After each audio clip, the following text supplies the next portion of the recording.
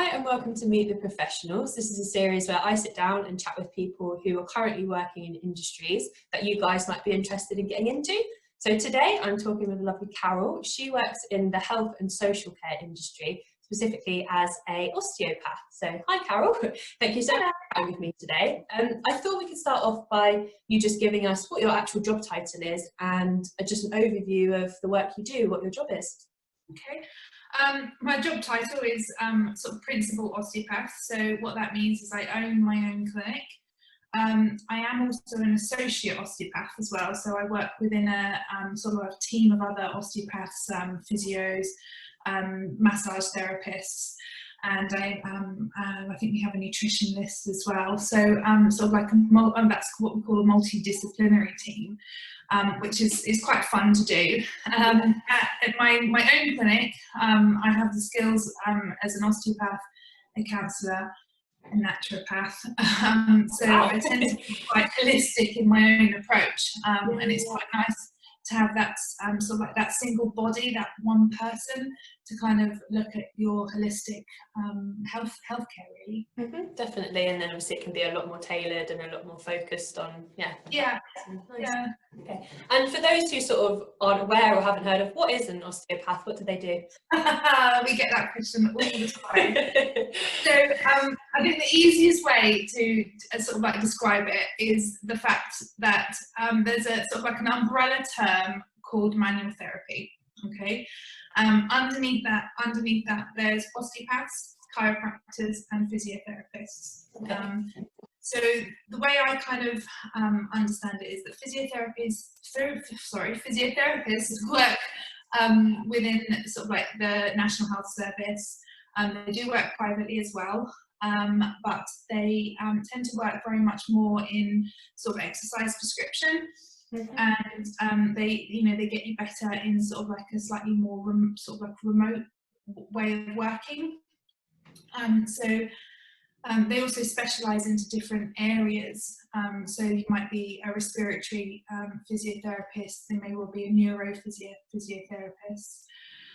So then come to the next sort of one, which is osteopathy. I think kind of sits in the middle of the three. We're quite holistic in our approach. We're very hands-on. So we do a lot of massage, a lot of muscle energy techniques, sort of lots of different treatments, and generally some manipulation as well. So that's kind of what we do. We do exercise prescription as well, but we're looking at the whole person throughout the whole journey of life. And sort of like getting them to their peak performance or best health that they can be. Okay, nice. And we work with the whole body essentially. So a lot of people think that we're just backs. We're not. We do anything right from top to toe, basically. Okay, wow. Then chiropractors are slightly more spinal related. They believe that most things originate from the spine. They tend to work a lot more with joints. They do some soft tissue work, but a lot of the time it's a lot around manipulation. And they also do exercise prescription, but so we all do very similar things, just with a different ethos. Yeah, that makes sense. Obviously sort of someone who's potentially looking into getting into industry, whether it's sort of your role or sort of one of the ones you've mentioned, obviously there'll be some sort of diversity in what qualifications, but what kind of thing would you need to study, for example, if someone's starting college, or what kind of routes would you go down? Generally for osteopathy, it's you do need to go to university. You obviously have to get your 5 GCSEs. What is it? With A to C, but it's 5 GCSEs, 5 to 9. Above, yeah. And then you will have to do either A levels or a BTEC engineering BTEC. That's what my son's doing. BTEC health and social care. Yeah. Okay. So it's definitely, as with most things, worth looking into. Obviously what route you want to go down and then looking at what they need for that. So almost we say a lot of the time looking backwards, so if you want to end up here, how do you get there kind of thing. So yeah, perfect. What is the most exciting thing about your job? What do you sort of think, do you personally find the most fun? I think meeting people, to be honest, seeing people's journeys, how they've got to where they're going or where they've been. Yeah. And we all have a story, so I like talking to people about their story. And sometimes, sometimes we don't always have the best health that we want to. So it's about sort of like helping them achieve what a life without pain, essentially. Yeah. Generally, people come with us with a complaint, like something hurts. Yeah. We don't usually have people just come in and sort of say, "Oh, I want to get to health." We do sometimes, Yeah. but generally there's an issue.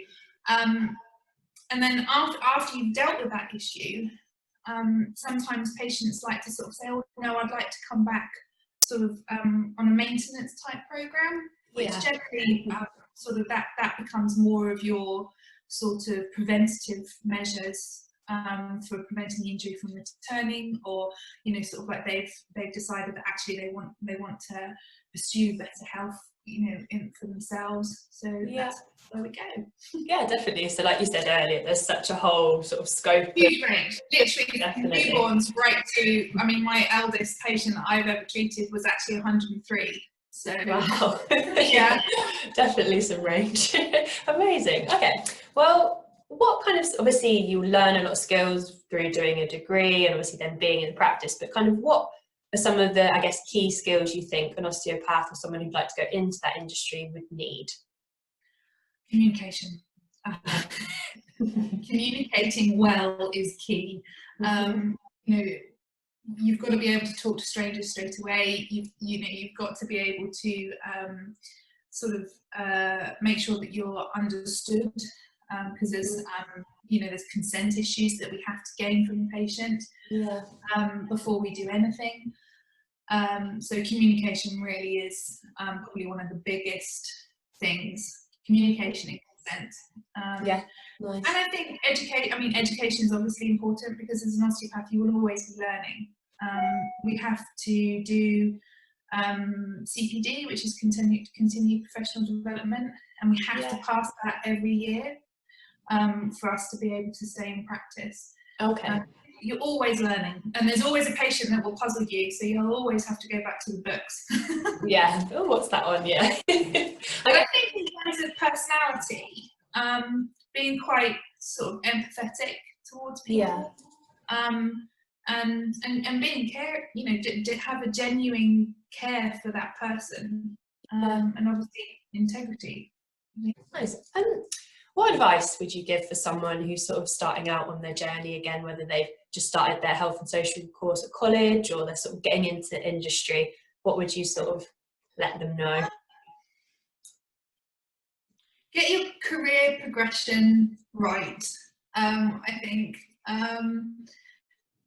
making sure that you know what the job is, and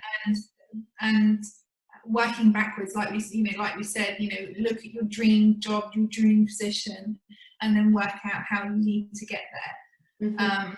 Because certainly when you're reducing down to your 3 A levels or the BTECs that you're taking, if you haven't got those right qualifications for that job, it makes it very difficult, or a longer journey to that sort of like that job, the dream job that you want.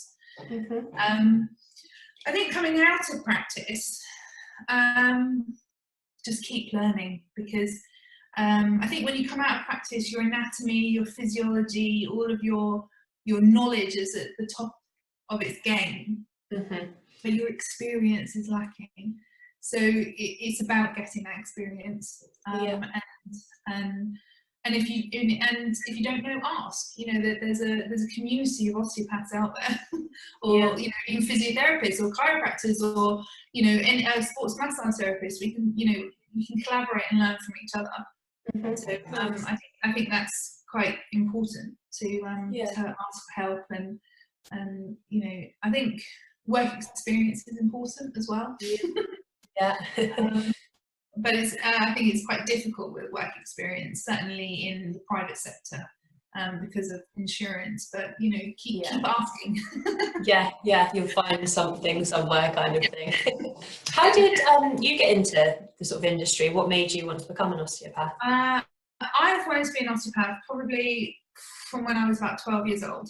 Okay, wow. Yeah, quite a long time. Because I used trampoline for Great Britain, and I ended up injuring my back when I was younger. I actually fractured it, and one vertebra sits on top of another one. It's called a spondylolisthesis. And it was an osteopath that was part of our team that looked after us, that sort of diagnosed it and helped me back to health. So I ended up helping some of my teammates, because I spent a lot of time with him, and I ended up doing some of the sort of like work experience with him. Okay, I wow. was really young, so I'd do some massage, I'd do and he'd be teaching me quite young. So when I was like, that's what I want to do. There was no other option in my life. Yeah, that was the it was very narrow very quickly. So I think I did some work experience with him, with Leighton Buzzard rugby team, and a couple of other different sort of teams around the area. And then I just went to did my A-levels and then straight to uni. So I actually qualified at 22 and a half. Wow. Yeah. And I've been in practice ever since. Amazing. So, well, I did want to teach osteopathic medicine as well. So you can go into teaching. I think after 2 full years in practice, I think. There's the option to teach. I did that for 7 years, and then I actually I taught health and social care at Farnborough College as well. Oh, so. Amazing. Last question for you then, Carol. Where do you think your industry will be in sort of 5 to 10 years' time? Do you see it sort of evolving, changing? And sort of the reason I ask is there's a lot of industries that will sort of start to be affected by AI and technology and moving things forward. But your industry in particular, do you see any sort of big changes on the horizon? Well, I think that's a really difficult question, because osteopathy has been around since the 1800s, so it's a very old profession. It's changed a lot over that time. We've had legislation come in, which is the Osteopaths Act. That, I can't remember actually what year it came in, but that changed things again. But a lot hasn't changed since then. I think we're an alternative medical profession, but I think we are becoming more integrated into sort of mainstream medicine in the NHS and working within the NHS, and I think that's probably the way in which it's going. But I think it will always mainly be a private medical, in the private medical sector. Okay. So I mean, currently we are starting to work a little bit more online. So although it's a hands-on, there is obviously information and education that we can provide patients sort of online. So there is that's going to be forced kind of in this current situation of COVID, but I wouldn't have thought that was the way that osteopathy could have or ever have gone online, but it has, and it's actually been greatly received. So there may be an element of that for the future. Yeah, okay. Oh. And just finally, any last thoughts or any pieces of advice or final thoughts you'd like to kind of share with people who are interested in becoming an osteopath?